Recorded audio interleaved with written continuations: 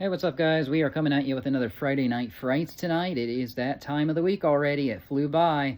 We've got Dragon Breath C over here, Charlie boy. He wants to help with the video, don't you?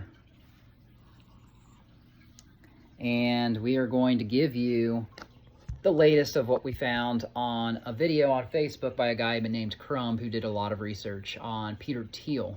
It might be pronounced Thiel. I'm not sure. I say Thiel.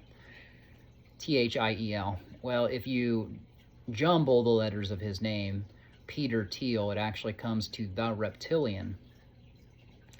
And he wants to do something called plasmabiosis, and that is basically transfusing a younger body with an older body. So the blood from the younger person comes up into the older one, and it can potentially reverse the aging process.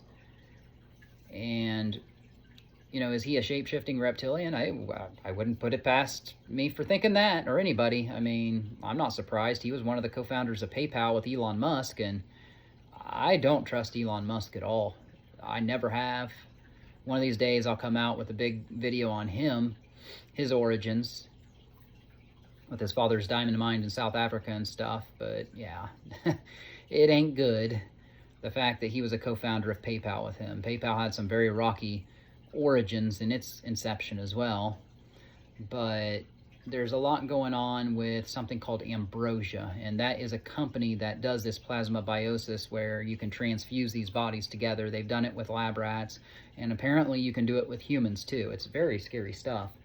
And whose brains even think of this stuff? Well, elitists. You know, are they the shape-shifting reptilians? Probably, but you could see it in people like Ellen DeGeneres, who looked very young for her age, and then all of a sudden, once everything shit started hitting the fan, so to speak, everything started coming out, she didn't look very young anymore.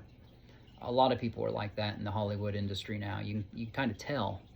It's almost like overnight they just look so much older. Well, they're not getting their adrenochrome. They're not getting their ambrosia. There's a chemical called CPH4. And basically this is a molecule that a pregnant woman will secrete after the 6th week of pregnancy. So the reason women don't really show early on in the pregnancy is because the fetus hasn't had time to really get larger. But if you really think about after that 6th week, so we're talking a month and a half, they really start showing in the pregnancy. And that's because this molecule CPH4 is secreted by the woman in that phase of pregnancy, because it has helped to make the fetus grow really quickly from that point forward. And this is the only time that a human can have this molecule in their blood, CPH4.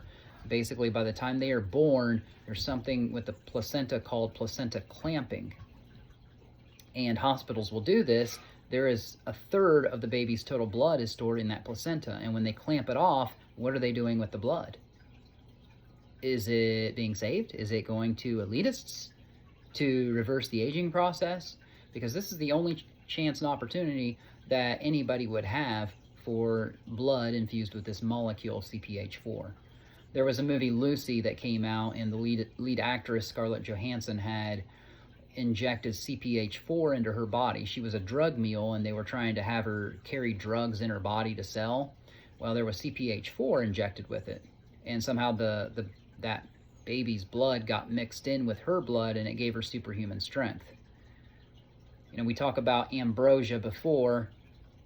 That is the nectar of the gods, Greek mythology, and it is given to the gods as a way of keeping them immortal, forever young.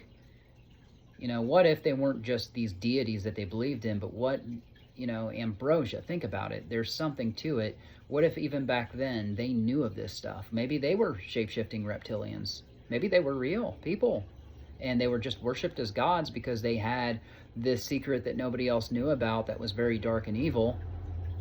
It makes you wonder. It really makes you think. And like the shows we grew up watching, The Adventures of Hercules or Xena Warrior Princess, where they talked about ambrosia as the nectar of the gods. But a mortal human couldn't necessarily take it and become immortal. It was the belief that back then under the whole Greek mythology. So it just makes you really wonder. Dig into some of this stuff. Dig into CPH4. Dig into Ambrosia. Is there a perfume with that name? Because I feel like I remember that in years ago, maybe in my Sports Illustrated magazines when I was a teenager or in my early 20s, I thought I've seen Ambrosia or something. I wouldn't trust it if there was. You know, what's really in it? Look at who's manufacturing these products. Dig into the Ambrosia, the company. Who's creating it? Where's the money coming from? There's a lot of homework to be done on this, but where you start digging all these things, you're going to find answers. It's very deep and it's very scary stuff for Friday Night Frights. So that's pretty much all I got. The dog is telling me it is time to go outside. He's getting antsy. But with that, I will leave you. And as always, until the next time, Godspeed, everybody.